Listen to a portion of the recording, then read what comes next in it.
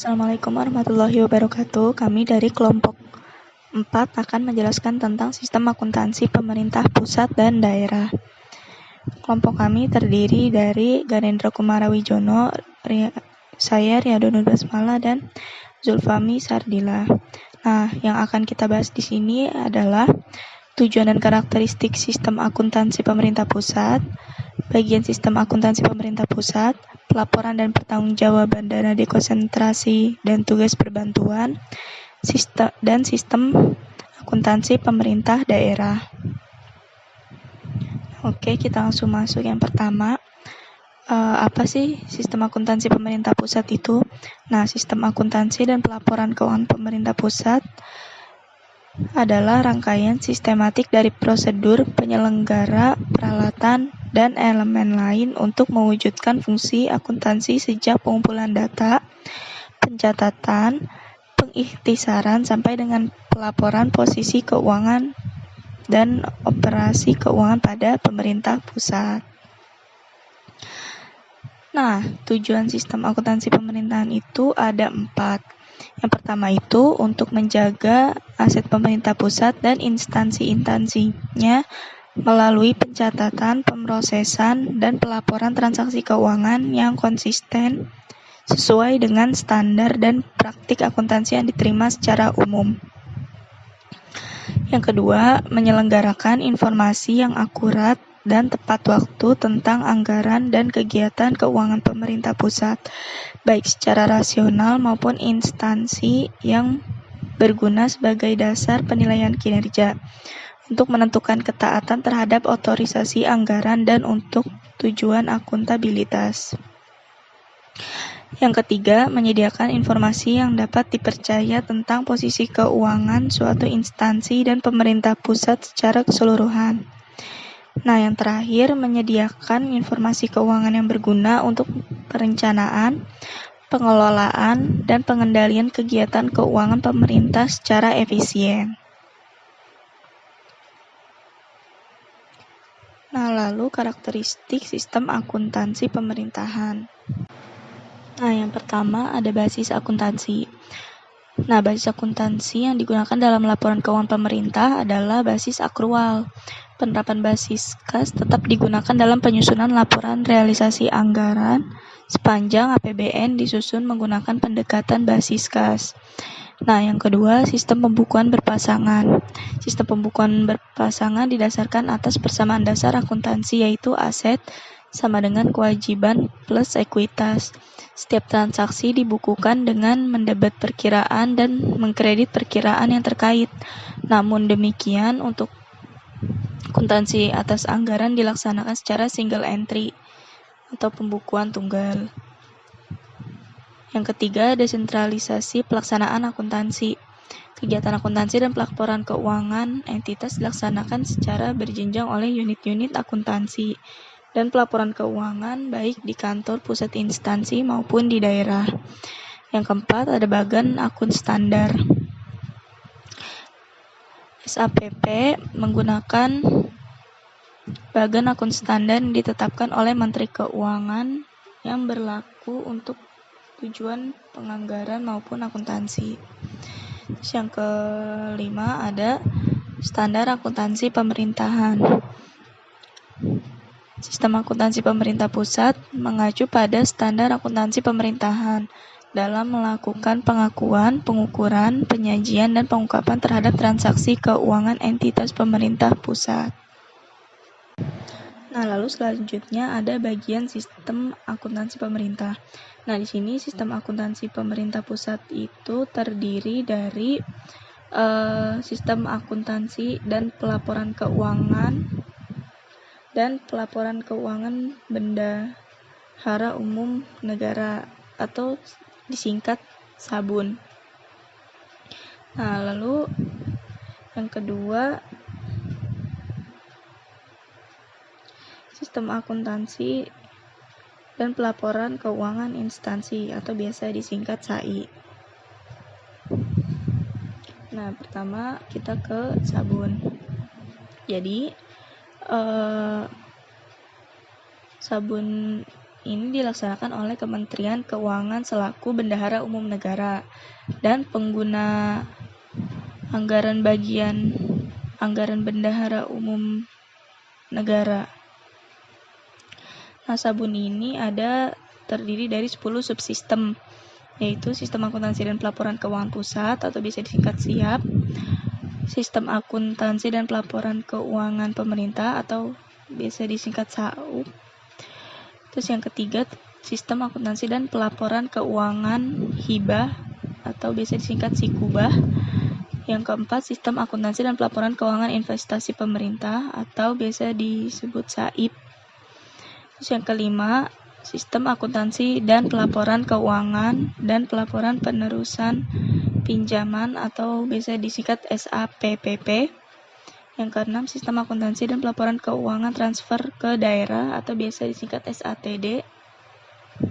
Yang ketujuh, Sistem Akuntansi dan Pelaporan Keuangan Belanja Subsidi atau biasa disingkat SAPS. Yang kedelapan, Sistem Akuntansi dan Pelaporan Keuangan Belanja Lainnya atau biasa disingkat SABL. Yang kesembilan, Sistem Akuntansi dan Pelaporan Keuangan Transaksi Khusus atau biasa disingkat SATK. Dan yang terakhir, ada Sistem Akuntansi dan Pelaporan Keuangan dan Pelaporan Keuangan Badan Lainnya atau biasa disingkat SAPBL. Nah, yang pertama ada SIAP. SIAP itu Sistem Akuntansi dan Pelaporan Keuangan Pusat. Nah, SIAP ini dilaksanakan oleh DJPBN. Dalam pelaksanaannya melibatkan unit pemroses data pemroses data yang pertama KPPN sebagai Wakbun Daerah, yang kedua di PKN DJPBN sebagai Wakbun Pusat, yang ketiga Kanwil Ditjen Perbendaharaan sebagai Wakbun Kanwil, dan DJPBN di PKN sebagai Wakbun AP. Nah, proses akuntansinya itu dimulai dari KPPN selaku Wakbun Daerah memproses dokumen sumber atas transaksi penerimaan dan pengeluaran melalui KPPN dan menyusun laporan keuangan tingkat Wakbun Daerah dan menyampaikannya kepada Kanwil Ditjen PBN selaku Wakbun Kanwil.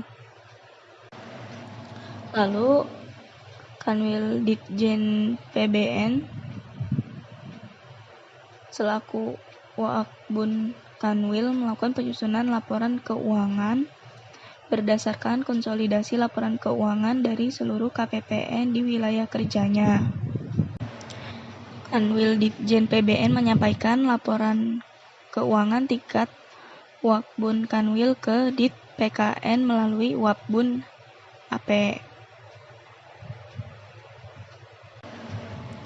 Dit PKN DJPBN selaku Wakbun Pusat memproses dokumen sumber atas transaksi penerimaan dan pengeluaran Bendahara Umum Negara melalui kantor pusat untuk menghasilkan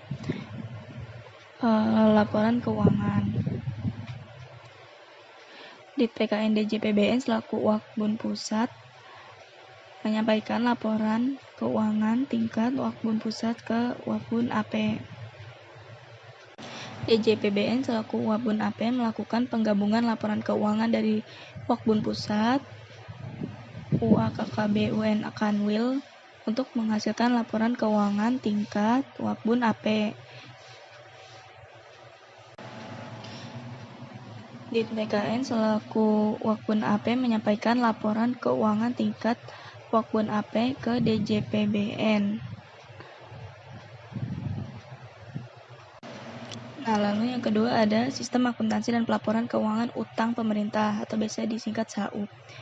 SAUP ini dilaksanakan oleh Direktorat Jenderal Pengelola Utang selaku Wakbun Pengelolaan Utang. Nah, proses akuntansinya, DJPU selaku Wakbun Pengelolaan Utang memproses data transaksi utang, hibah, penerimaan, dan pengeluaran pembiayaan menggunakan sistem aplikasi terintegrasi serta menyampaikan laporan keuangan yang dihasilkan kepada Dit APK DJPBN selaku Wabun. Lalu DJPU melakukan rekonsiliasi data dengan DJPBN setiap semesteran.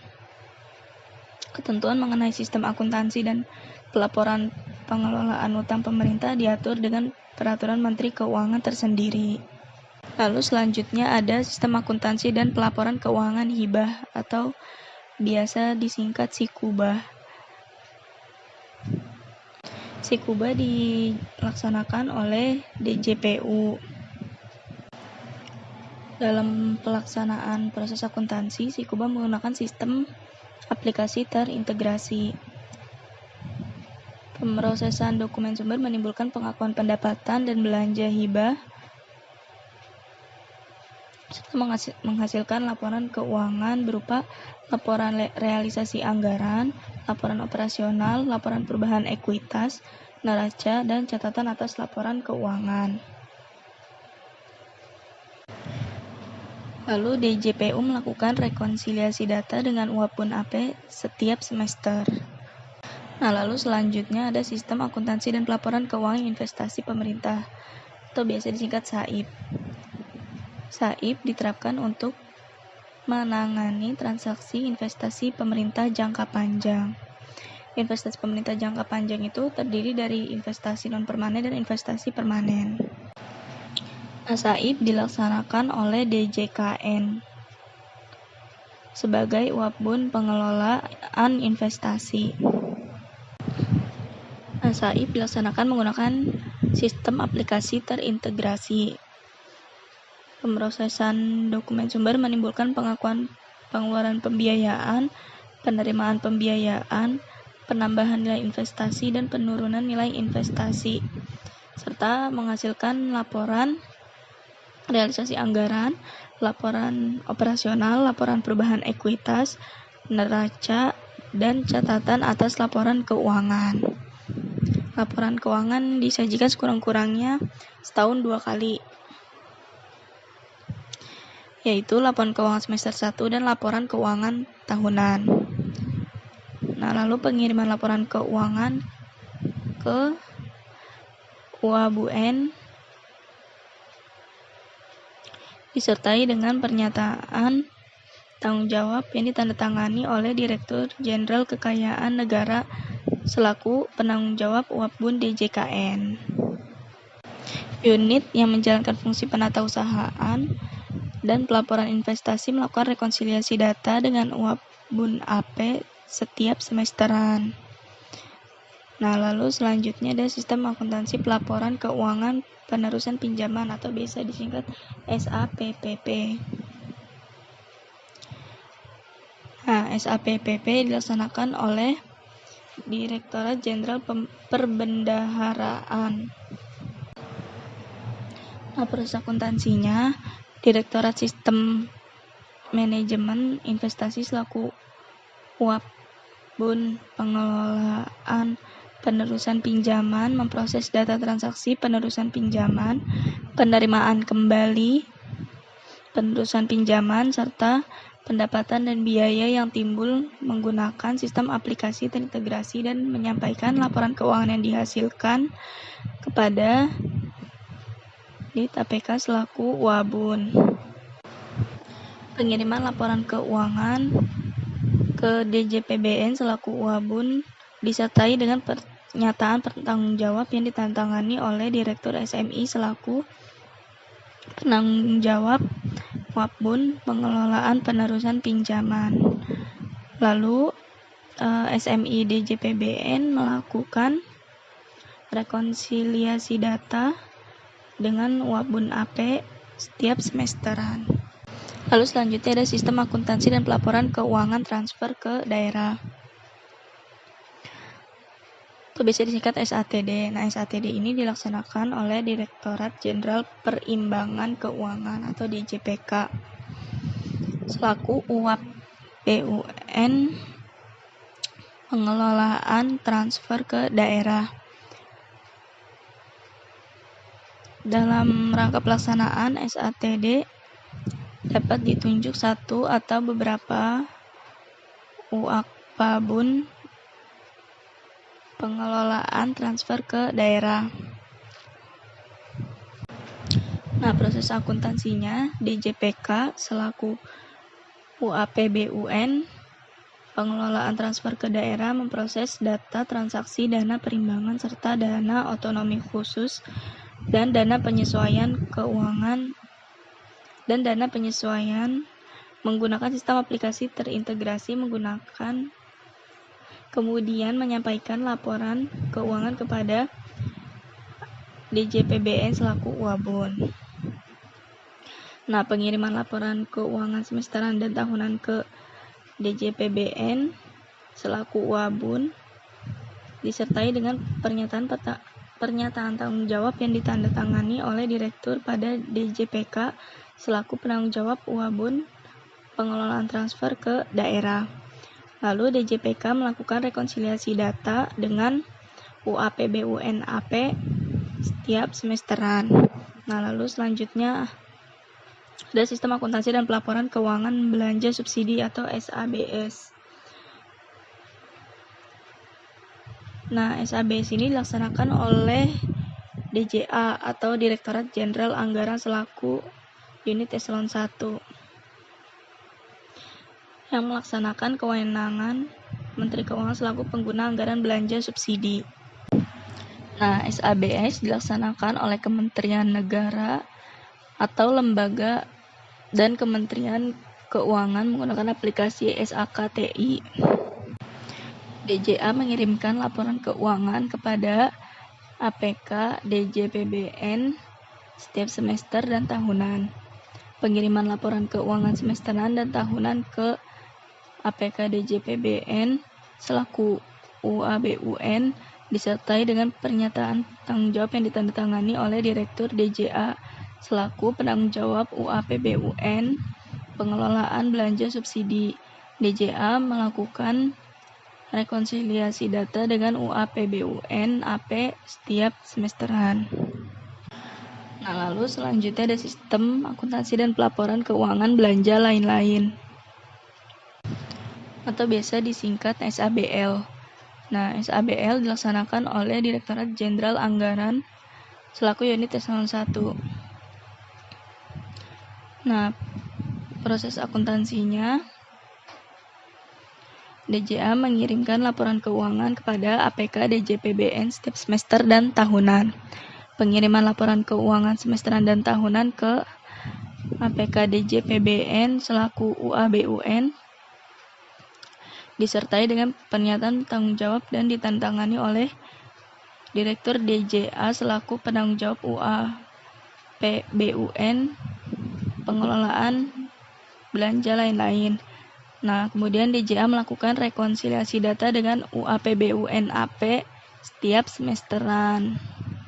Nah, lalu selanjutnya ada sistem akuntansi dan pelaporan keuangan transaksi khusus atau biasa disingkat SATK. Nah, SATK ini dilaksanakan oleh DJA.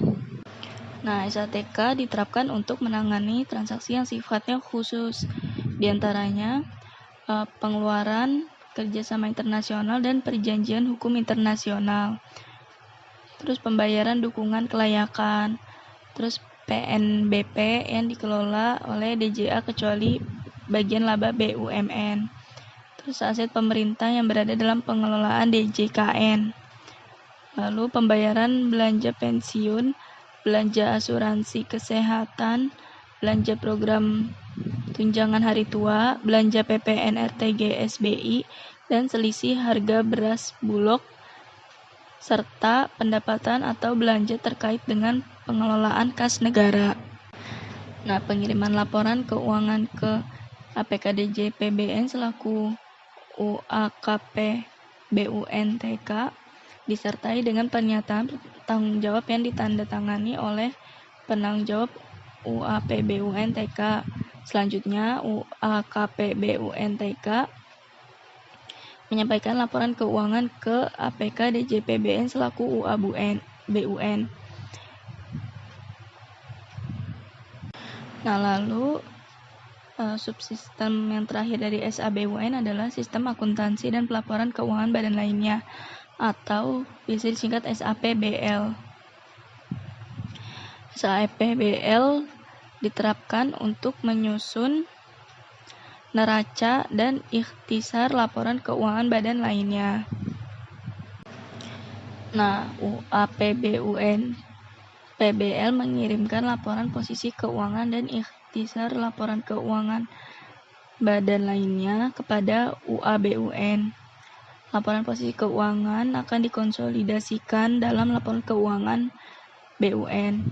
Sedangkan ikhtisar laporan keuangan disajikan sebagai lampiran laporan keuangan BUN.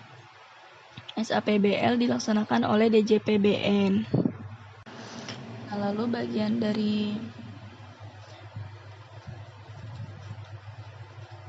bagian selanjutnya yaitu sistem akuntansi dan pelaporan keuangan instansi atau biasa disingkat SAI. Merupakan prosedur dalam siklus akuntansi yang dilaksanakan pada lingkup Kementerian Negara atau lembaga yang dalam pelaksanaannya memproses transaksi keuangan, barang, dan transaksi lainnya untuk menghasilkan laporan keuangan yang dapat bermanfaat bagi pengguna laporan keuangan.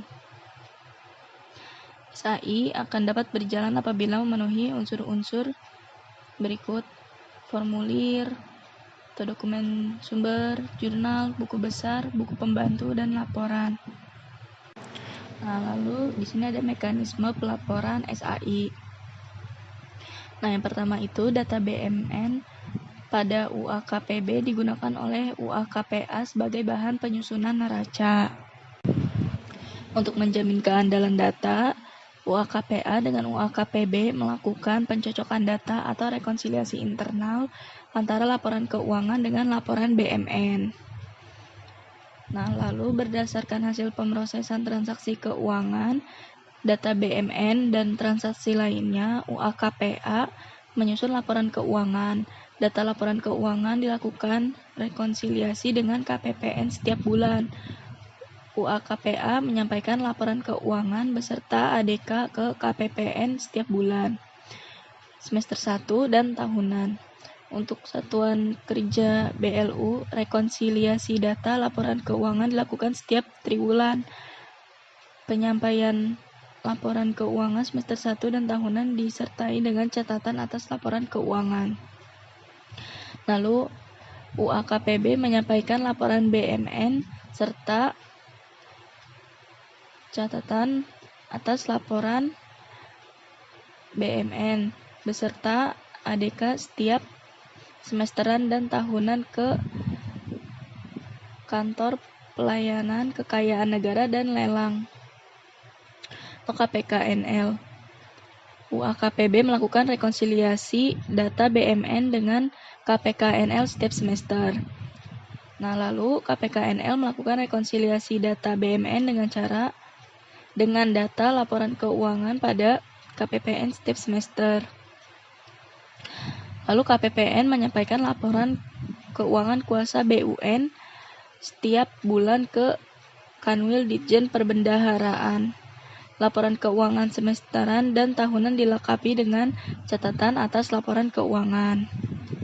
Lalu KPKNL menyampaikan laporan BMN beserta ADK setiap semester ke Kanwil DJKN sebagai bahan penyusunan laporan BMN tingkat Kanwil DJKN. Selanjutnya, UAKPA menyampaikan laporan keuangan beserta ADK kepada UAPPAW untuk digabung setelah dilakukan rekonsiliasi dengan KPPN setiap bulan, semester 1 dan tahunan. Untuk laporan keuangan semester 1 dan tahunan disertai dengan CAL, catatan atas laporan keuangan. Nah, lalu UAKPA Kantor Pusat menyampaikan laporan keuangan beserta ADK kepada UAPPA E1 untuk digabungkan setelah dilakukan rekonsiliasi dengan KPPN setiap bulan, semester 1 dan tahunan. Untuk laporan keuangan semesteran dan tahunan disertai dengan catatan atas laporan keuangan. Nah, lalu UAKPB menyampaikan laporan BMN disertai catatan atas laporan BMN beserta ADK ke UAPPBW untuk digabung setiap semester dan tahunan. UAKPB Kantor Pusat menyampaikan laporan BMN beserta ADK ke UAPPB E1 untuk digabungkan setiap semester dan tahunan. UAPPAW melakukan rekonsiliasi internal dengan UAPPBW setiap semester. UAPPAW melakukan rekonsiliasi data laporan keuangan dan menyampaikan laporan keuangan setiap triwulan ke Kanwil Ditjen Perbendaharaan. Untuk laporan keuangan semester 1 dan tahunan dilengkapi dengan catatan atas laporan keuangan. Nah, selanjutnya UAPPBW menyampaikan laporan BMN disertai dengan catatan atas laporan BMN disertai ADK setiap semester dan tahunan. UAPPBW melakukan rekonsiliasi data BMN dengan Kanwil DJKN setiap semester. Nah, selanjutnya Kanwil DJKN melakukan rekonsiliasi data BMN dengan data laporan keuangan pada Kanwil DJPBN setiap semester. Lalu UAPPAW menyampaikan laporan keuangan beserta ADK kepada UAPPA E1 untuk digabungkan dengan tingkat eselon 1 setiap bulan, semester 1 dan tahunan. Nah, UAPPBW menyampaikan laporan BMN disertai catatan atas laporan BMN beserta ADK ke UAPPB E1 untuk digabungkan di tingkat eselon 1 setiap semester dan tahunan. Kanwil Ditjen Perbendaharaan menyampaikan laporan keuangan kuasa BUN setiap bulan semester 1 dan tahunan ke Kantor Pusat DJPBN. Lalu Kanwil DJKN menyampaikan laporan BMN beserta ADK setiap semester ke Kantor Pusat DJKN sebagai bahan penyusunan laporan BMN tingkat pemerintah pusat. Nah, UAPPA E1 melakukan rekonsiliasi internal data laporan keuangan dengan data BMN pada UAPPB E1 setiap semester. Nah, apabila diperlukan, UAPPA E1 dapat melakukan rekonsiliasi data laporan keuangan dengan Kantor Pusat DJPBN. UAPPA E1 menyampaikan laporan keuangan beserta ADK ke UAPA sebagai bahan penyusunan laporan keuangan tingkat kementerian negara atau lembaga setiap bulan, semester 1 dan tahunan. Untuk laporan keuangan semester 1 dan tahunan dilengkapi dengan catatan atas laporan keuangan. Nah, UAPPB E1 menyampaikan laporan BMN disertai catatan atas laporan BMN beserta ADK ke UAPB untuk digabungkan di tingkat kementerian negara atau lembaga setiap semester. Apabila diperlukan, UAPPB E1 dapat melakukan rekonsiliasi data BMN dengan Kantor Pusat DJKN setiap semester. UAPB melakukan rekonsiliasi internal data laporan keuangan dengan data BMN UAPA. UAPA melakukan rekonsiliasi data laporan keuangan dengan DJPBN setiap semester. UAPA menyampaikan laporan keuangan kepada Menteri Keuangan setiap triwulan, semester, dan tahunan. UAPB menyampaikan laporan BMN tingkat kementerian negara atau lembaga kepada Menteri Keuangan DJKN. Lalu selanjutnya DJKN menyampaikan laporan BMN pemerintah pusat ke DJPBN sebagai bahan penyusunan dan rekonsiliasi neraca pemerintah pusat.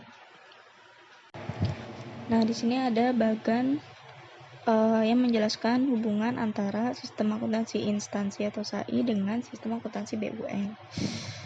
Nah, dalam sistem akuntansi instansi, menteri atau pimpinan lembaga sebagai pengguna anggaran atau barang. Nah, sedangkan dalam sistem akuntansi BUN, Menteri Keuangan sebagai bendahara umum negara.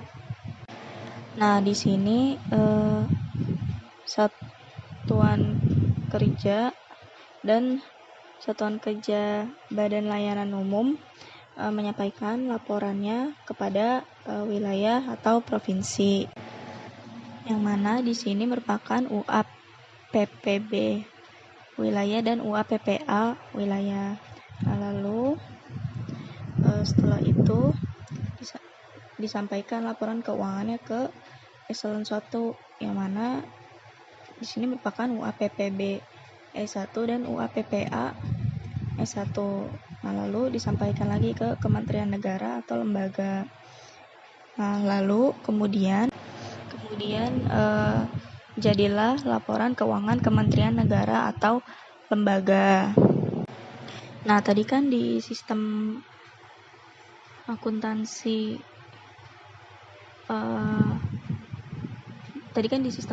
dan pelaporan keuangan bendahara umum negara kan ada SIAP, SAUP, SIKUBA, SAIP, SAPPP, SATD, SABS, SABL, SATK, dan SAPBL. Nah, di sini tuh sistem ini yang akan mengelola utang dan hibah, penerusan pinjaman, transaksi khusus, belanja subsidi, investasi pemerintah, transfer ke daerah, badan lainnya, dan belanja lain-lain. Nah, nantinya yang akan mengelola ini semua itu badan yang ini nih, yang KPPN atau PKN. Nah, nanti laporan dari KPPN atau PKN ini akan diteruskan ke Kanwil DJP. Nah, lalu selanjutnya akan disampaikan ke DJP. Nah, lalu selanjutnya Bendahara Umum Negara akan menerbitkan laporan keuangan Bendahara Umum Negara. Nah, nanti laporan keuangan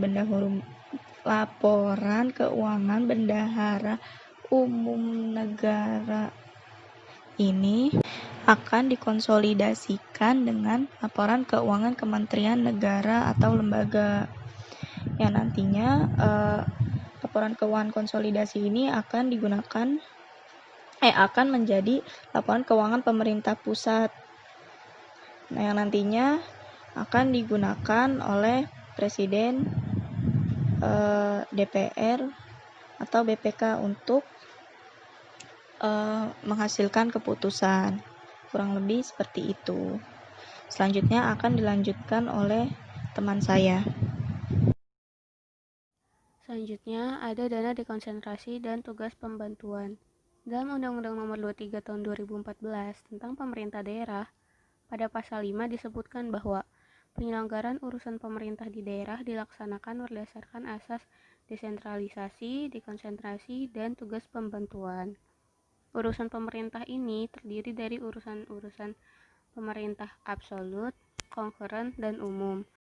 Pertama, ada asas desentralisasi, yaitu pemerintah pusat menyerahkan urusan pemerintahan kepada kepala daerah berdasarkan asas otonom.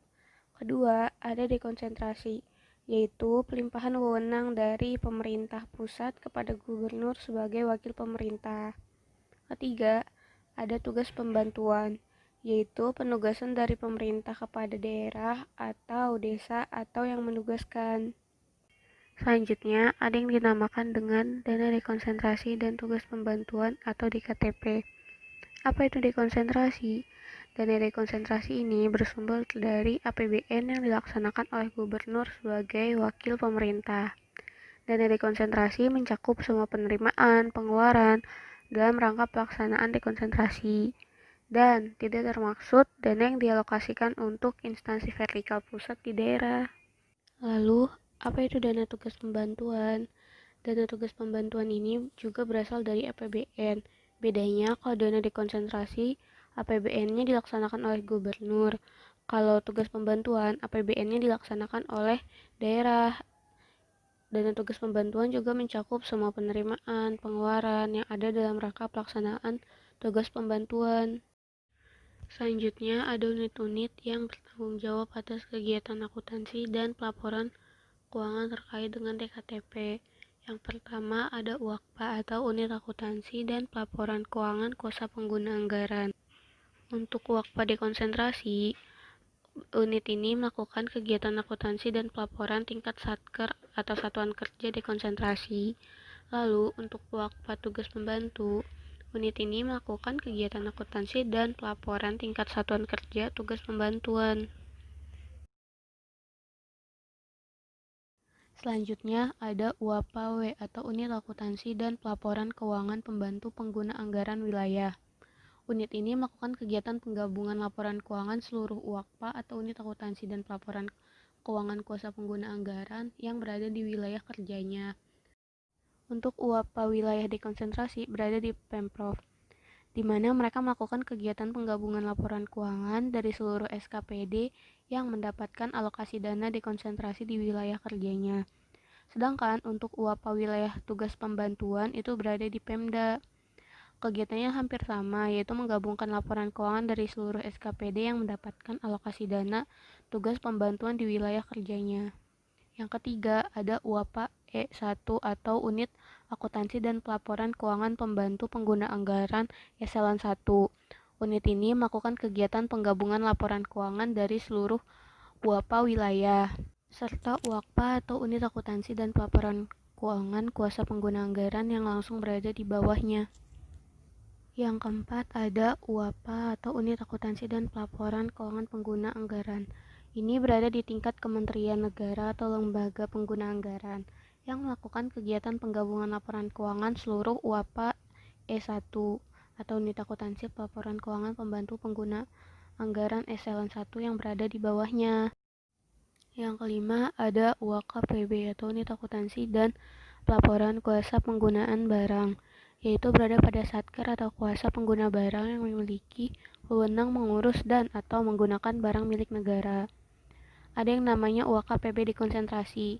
Nah, ini tuh berasal dari alokasi dana dekonsentrasi, sedangkan untuk UAKPB tugas pembantuan itu berasal dari alokasi dana tugas pembantuan.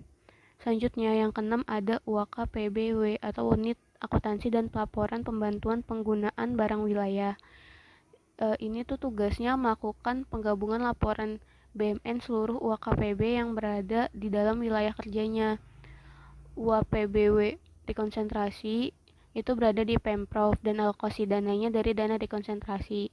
Sedangkan untuk UAPB wilayah tugas pembantuan itu berada di Pemda dan alokasi dananya berasal dari dana tugas pembantuan.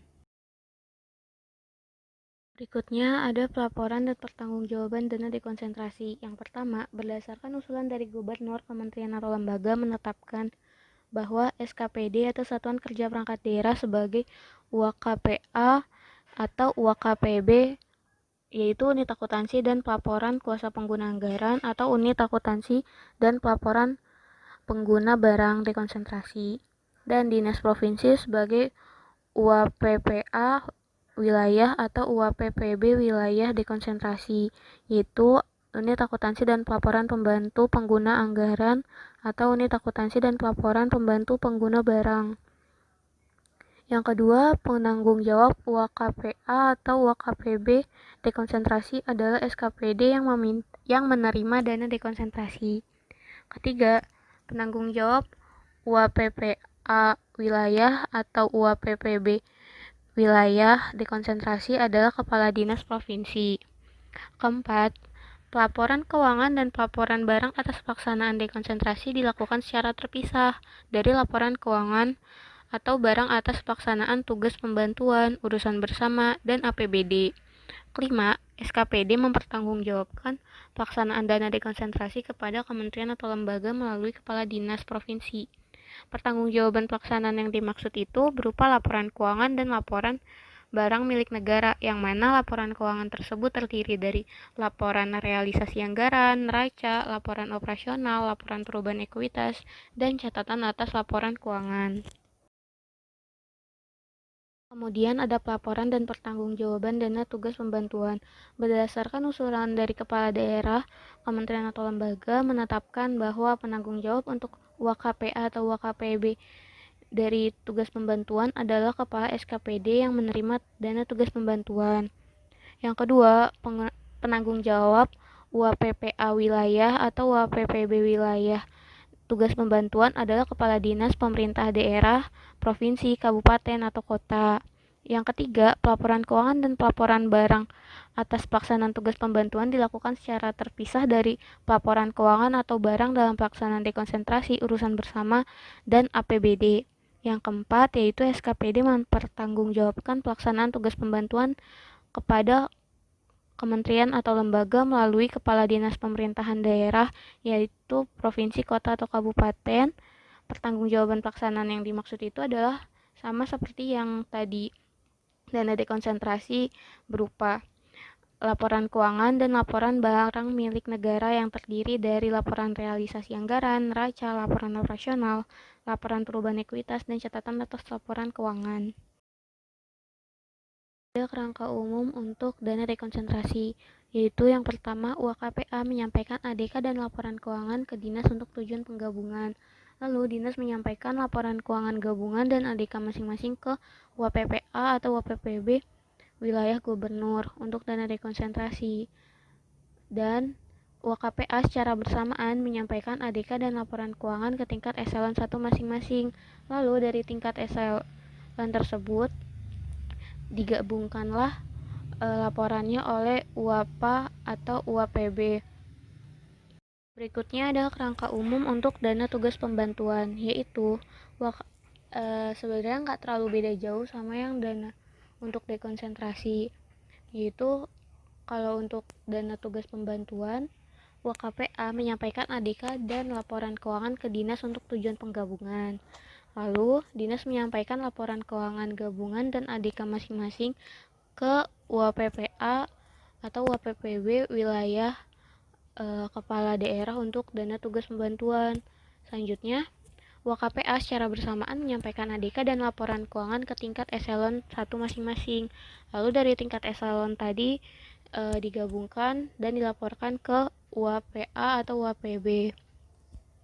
Nah, untuk dalam hal antara UAKPA atau UAKPB yang berhubungan dengan DKTP, lalu UAPPA atau UAPPB wilayah DKTP, terus UAPPA atau UAPPB eselon 1 dan UAPA atau UAPB itu udah terkoneksi secara single database, jadi nggak perlu lagi dilakukan pengiriman ADK dan data laporan keuangan atau barang secara berjenjang.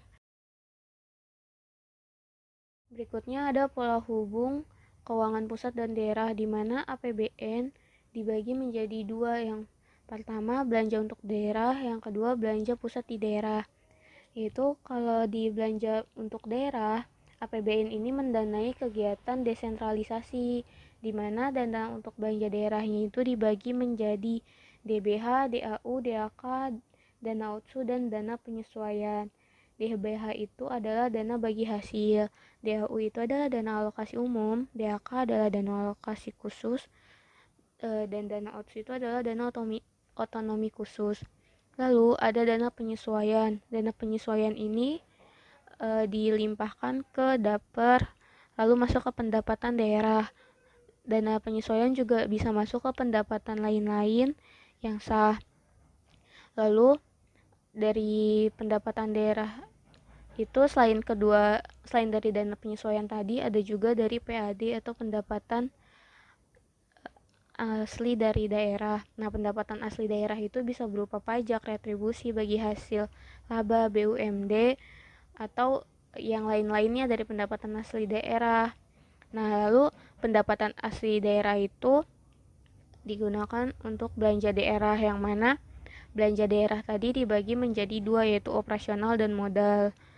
Operasional tuh contohnya untuk bagian pegawai, bagian barang, bagian lainnya, dan itu masuk ke desentralisasi. Lalu dari belanja daerah tersebut menyebabkan surplus atau defisit pada daerah. Selanjutnya ada juga pembiayaan daerah yang digunakan dari pendapatan daerah tadi. Dan itu seperti pembiayaan lainnya, terus pinjaman yang termaksud obligasi daerah, lalu penggunaan silpa. Nah, dari pembiayaan daerah tadi juga mengakibatkan surplus atau defisit daerah pada APBD. Lalu kembali lagi ke APBN. Nah, APBN yang untuk belanja pusat di daerah itu melalui kementerian atau lembaga dibagi menjadi dana dekonsentrasi dan tugas pembantuan atau DKTP dan dana untuk instansi vertikal. Nah, untuk DKTP itu adalah dana-dana yang di luar dari 6 urusan yang ada di dana instansi vertikal.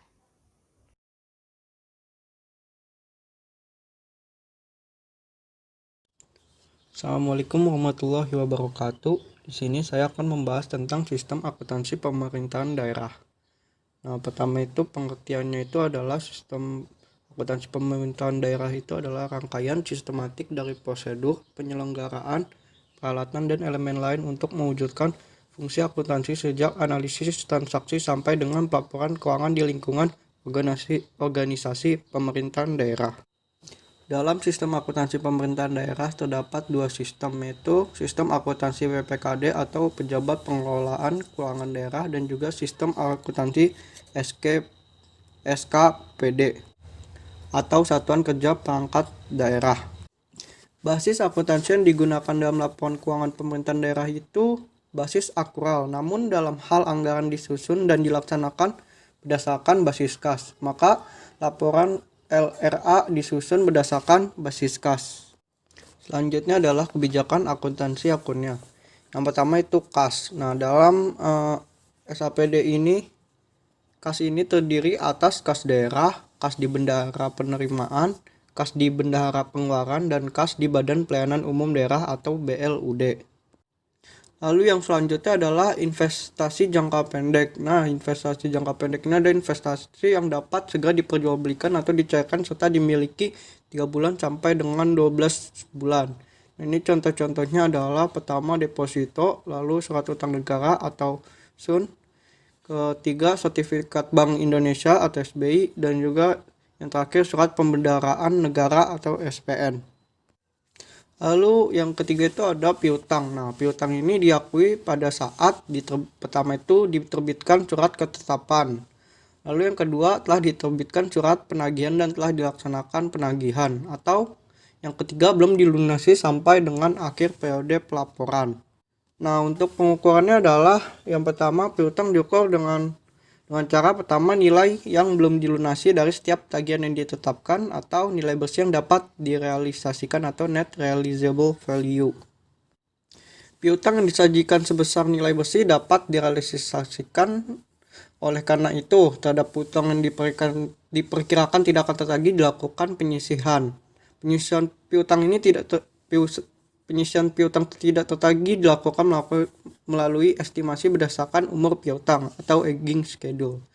Piutang dalam aging schedule dibedakan menurut jenis piutang, baik dalam menetapkan umur maupun menentukan besaran yang akan disisihkan.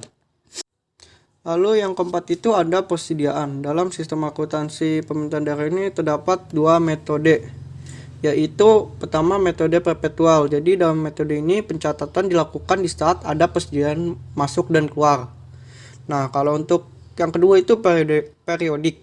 Jadi pencatatannya hanya saat terjadi penambahan dalam persediaan. Nah, untuk menilai persediaannya dalam sistem akuntansi pemerintahan daerah menggunakan metode FIFO atau first in, first out. Lalu yang kelima itu ada investasi jangka panjang. Nah, dalam kebijakan akuntansi pemerintahan daerah ini terdapat 3 metode. Yang pertama itu metode biaya. Metode biaya itu investasi jangka panjang dicatat sebesar biaya perolehan. Nah, lalu yang kedua metode ekuitas. Nah, jadi pada metode ini investasi awal sebesar biaya perolehan dan ditambah atau dikurang sebesar bagian laba atau rugi pemerintahan setelah tanggal perolehan. Lalu yang ketiga metode nilai bersih yang dapat direalisasikan. Metode ini digunakan terutama untuk kepemilikan yang dilepas atau dijual dalam jangka waktu dekat. Nah, jadi untuk menentukan metode ini ada tergantung jumlah kepemilikan. Nah, untuk kepemilikan di bawah 20% biasanya menggunakan metode biaya.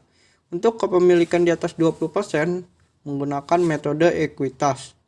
Nah, yang terakhir itu kalau untuk kepemilikan non permanen menggunakan metode nilai bersih direalisasikan. Lalu yang keenam itu ada aset tetap. Lalu biaya perolehan. Nah, aset tetap ini dinilai dengan biaya perolehan. Nah, apabila penilaian aset tetap dengan menggunakan biaya perolehan tidak memungkinkan, maka nilai aset tetap didasarkan pada nilai wajar pada saat perolehan. Nah, biaya perolehan ini adalah jumlah kas atau setara kas yang dibayarkan atau nilai wajar imbalan lain yang diberikan untuk memperoleh suatu aset pada saat perolehan atau konstruksi, sampai dengan aset tersebut dalam kondisi dan tempat yang siap untuk dipergunakan. Lalu kalau untuk metode penyusutan aset tetap itu menggunakan metode garis lurus. Nah, untuk tabel masa manfaatnya bisa dilihat di lampiran 1 Permendagri nomor 64 tahun 2013. Lalu selanjutnya formula penyusutan per periode itu ada rumusnya, yaitu nilai yang disusutkan dibagi dengan masa manfaat. Lalu aset tetap ini dikapitalisasi jika memenuhi kriteria, yaitu yang pertama manfaat ekonomi atas aset tetap dipelihara. Lalu kedua, nilai pengeluaran belanja atas pemeliharaan aset tetap tersebut harus sama dengan atau melebihi nilai satuan minimum kapitalisasi aset tetap. Lalu ada yang selanjutnya adalah aset lainnya. Nah, dalam aset lainnya ini terdapat aset tak berwujud. Yang pertama itu goodwill, kedua hak paten atau hak cipta, ketiga royalti, keempat software, kelima lisensi, keenam hasil kajian atau penelitian, ketujuh aset tak berwujud lainnya, kelapan aset tak berwujud dalam pengerjaan. Untuk aset tak berwujud ini pengakuannya adalah pertama itu kriteria aset tak berwujud untuk diakui. Lalu yang kedua manfaat ekonomi mengalir kepada entitas baru dapat bisa diakui jika memenuhi kriteria tersebut. Lalu biaya perolehan atau nilai wajar diukur dengan pengukuran dengan menggunakan harga perolehan. Lalu selanjutnya dalam aset lainnya itu terdapat aset kemitraan dengan pihak ketiga. Nah, ini terdapat jenis-jenis. Yang pertama aset kerjasama atau kemitraan adalah aset tetap yang dibangun atau digunakan untuk menyelenggarakan kegiatan kerjasama kemitraan. Contoh itu bangunan guna serah. Lalu bangunan serah guna, kerjasama pemanfaatan. Pemanfaatan itu adalah pendaya gunaan barang milik daerah oleh pihak lain dalam jangka waktu tertentu dalam rangka meningkatkan penerimaan daerah. Nah, untuk aset kemitraan dengan pihak tiga ini pengakuannya yang pertama itu aset kerjasama diakui di saat terjadinya perjanjian kerjasama. Lalu aset kerjasama berupa gedung diakuinya pada saat gedung itu sudah selesai dan siap untuk digunakan, baru bisa diakui dalam akuntansi. Nah, untuk pengukurannya pertama itu aset yang diserahkan dalam perjanjian kerjasama dicatat sebagai aset kerjasama senilai nilai bersih pada perjanjian. Lalu dana yang ditanamkan dalam kerjasama dicatat sebagai penyertaan kerjasama. Lalu yang terakhir aset hasil kerjasama yang telah diserahkan setelah berakhirnya perjanjian dicatat sebesar nilai bersih pada saat aset diserahkan. Lalu ada aset lain-lain. Lalu aset lain-lain ini definisinya adalah aset tetap yang dimaksudkan untuk dihentikan dari penggunaan aktif pemerintah, diklasifikasikan ke dalam aset lain-lain. Nah, ini karena disebabkan aset itu dimasukkan kepada aset lain-lain karena rusak berat atau usang atau tidak digunakan karena sedang menunggu proses pemindah tanganan. Nah, untuk aset lain-lain ini diakui di saat dihentikan dari penggunaan aktif pemerintah. Lalu untuk pengukurannya aset tetap yang dimaksud untuk dihentikan dari penggunaan aktif pemerintah diklasifikasikan ke dalam aset lain-lain menurut nilai tercatatnya. Nah, aset lain-lain yang berasal dari reklasifikasi aset tetap disusutkan mengikuti kebijakan penyusutan aset tetap. Lalu selanjutnya adalah kewajiban. Nah, kewajiban ini diklasifikasikan menjadi 3, yaitu kewajiban jangka pendek di PPKD, terdiri atas pertama utang bunga, bagian lancar utang jangka panjang, utang beban, dan utang jangka pendek lainnya. Lalu kewajiban jangka pendek di SKPD terdiri atas utang perhitungan pihak ketiga atau PFK, lalu pendapatan diterima di muka, lalu ada utang beban dan utang jangka pendek lainnya. Yang ketiga itu kewajiban jangka panjang di PPKD terdiri atas utang dalam negeri, lalu utang luar negeri, lalu ketiga utang jangka panjang lainnya. Nah, untuk kewajiban ini diakui pertama itu dana pinjaman diterima oleh di saat dana pinjaman diterima oleh pemerintah atau dana pinjaman dikeluarkan oleh kreditur sesuai dengan kesepakatan pemerintah daerah atau pada saat kewajiban itu timbul. Nah, untuk pengukurannya sendiri dicatat sebesar nominal yang dicerminkan nilai kewajiban saat transaksi pertama kali berlangsung. Lalu selanjutnya ada ekuitas. Nah, ekuitas ini terbagi menjadi 3 dalam Permendagri nomor 64 tahun 2003.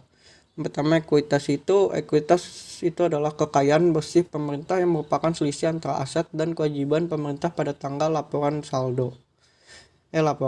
Saldo ekuitas berasal dari ekuitas awal ditambah atau dikurang oleh surplus atau defisit LO dan perubahan lainnya seperti koreksi nilai persediaan, selisih evaluasi aset tetap, dan lain-lain. Lalu selanjutnya ada ekuitas SAL. Digunakan untuk mencatat akun perantara dalam rangka penyusunan laporan realisasi anggaran, dan laporan perubahan SAL mencakup antara lain estimasi pendapatan, estimasi penerimaan, pembiayaan, apresiasi belanja, apresiasi pengeluaran pembiayaan, dan estimasi perubahan SAL, surplus defisit, LRA. Lalu yang terakhir ada ekuitas untuk dikonsolidasikan. Ekuitas untuk dikonsolidasikan digunakan untuk mencatat reproducal account untuk kepentingan konsolidasi yang mencakup antara lain rekening koran PPKD. Lalu selanjutnya adalah pendapatan LRA. Nah, pendapatan LRA ini diakui pada saat diterima di rekening kas umum daerah atau diterima oleh SKPD atau diterima entitas lain di luar pemerintah daerah atas nama BUD. Lalu untuk pengukurannya, akuntansi pendapatan LRA dilaksanakan berdasarkan azas Budro.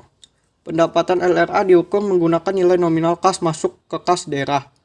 Dalam hal besaran pengurangan terhadap pendapatan LRA, bruto biaya bersifat variabel terhadap pendapatan dimaksud dan tidak dapat dianggarkan terlebih dahulu karena proses belum selesai, maka asas bruto dapat dikecualikan. Nah, untuk penyajiannya, pendapatan LRA disajikan pada laporan realisasi anggaran dan laporan arus kas, dan pendapatan LRA disajikan dalam mata uang rupiah. Jika mendapat pendapatan dalam mata uang asing, maka dikonversikan dulu ke dalam rupiah pada saat menggunakan kurs pada saat tanggal transaksi.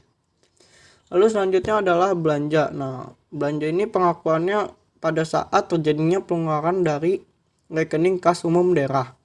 Lalu selanjutnya, khusus pengeluaran melalui bendahara pengeluaran, pengakuan terjadi pada saat pertanggungjawaban atas pengeluaran tersebut disahkan oleh pengguna anggaran. Untuk pengukurannya, akuntansi belanja dilaksanakan berdasarkan azas bruto dan diukur berdasarkan nilai nominal yang dikeluarkan dan tercantum dalam dokumen pengeluaran yang sah. Nah, selanjutnya ada transfer. Nah, transfer ini pengakuannya diakui pada saat terjadinya pengeluaran dari rekening kas umum daerah. Nah, untuk pengukurannya dilaksanakan berdasarkan azas bruto dan diukur berdasarkan nilai nominal yang dikeluarkan dan tercantum dalam dokumen pengeluaran yang sah. Selanjutnya ada pembiayaan. Pembiayaan itu diakui pada saat diterima pada rekening kas umum daerah. Nah, pengeluaran biaya diakui pada saat dikeluarkan dari rekening kas umum daerah. Untuk pengukurannya, pembiayaan menggunakan mata uang rupiah berdasarkan nilai yang sekarang. Kas yang diterima atau yang akan diterima, dan nilai sekarang kas yang dikeluarkan atau yang akan dikeluarkan. Pembiayaan yang diukur dengan mata uang asing dikonversikan ke mata uang rupiah berdasarkan nilai tukar kurs tengah Bank Indonesia pada tanggal transaksi pembiayaan. Lalu selanjutnya ada pendapatan LO. Nah, definisi pendapatan LO merupakan hak pemerintah daerah yang diakui sebagai penambah ekuitas dalam periode tahun anggaran yang bersangkutan dan tidak perlu dibayar kembali. Lalu selanjutnya ada beban. Nah, beban ini diakui pada saat timbulnya kewajiban terjadi konsumsi aset atau terjadinya penurunan masa manfaat atau potensi jasa. Saat timbulnya kewajiban adalah saat terjadinya pengalihan hak dari pihak lain ke pemerintah tanpa diikuti keluarnya kas dari kas umum daerah. Nah, pengakuan beban pada PPKD itu terdapat beban bunga. Beban bunga ini diakui pada saat bunga tersebut jatuh tempo untuk dibayarkan. Untuk keperluan pelaporan keuangan nilai bunga diakui saat diakui sampai dengan tanggal pelaporan walaupun saat jatuh tempo melewati tanggal pelaporan. Lalu beban subsidi. Beban subsidi diakui pada saat kewajiban pemerintah daerah untuk memberikan subsidi telah timbul. Lalu ada beban hibah. Pengakuan beban hibah disesuai dengan NPHD dilakukan bersamaan dengan penyaluran belanja hibah. Lalu beban bantuan sosial. Pengakuan beban bantuan sosial dilakukan bersamaan dengan penyaluran belanja bantuan sosial. Lalu ada pengakuan beban pada PPKD, yaitu beban penyisihan utang. Beban penyisihan piutang ini diakui pada saat akhir tahun. Lalu beban transfer diakui pada saat diterbitkan SP2D atau pada saat ditimbulnya kewajiban pemerintahan daerah. Selanjutnya ada pengakuan beban pada SKPD. Yang pertama beban pegawai. Beban pegawai yang pembayarannya melalui mekanisme LS. Beban pegawai diakui pada saat diterbitkan SP2D atau pada saat timbulnya kewajiban pemerintah daerah jika terdapat dokumen yang memadai. Lalu bagi beban pegawai yang pembayarannya melalui mekanisme UP, GU, atau TU, beban pegawai diakui ketika bukti pembayaran beban, misalnya bukti pembayaran honor, telah disahkan menggunakan anggaran. Lalu selanjutnya ada beban barang. Pengakuannya itu adalah dengan suatu prestasi. Beban barang diakui ketika bukti penerimaan barang atau berita acara serah terima ditandatangani. Dalam hal pada akhir tahun masih terdapat barang presiden yang belum terpakai, maka dicatat sebagai pengurang beban. Untuk pengukurannya, beban dari transaksi non pertukaran diukur sebesar aset yang digunakan atau dikeluarkan yang pada saat diperoleh tersebut diukur dengan nilai wajar. Lalu beban dari transaksi pertukaran diukur dengan menggunakan harga sebenarnya atau actual price yang dibayarkan ataupun yang menjadi tagihan sesuai dengan perjanjian yang telah membentuk harga.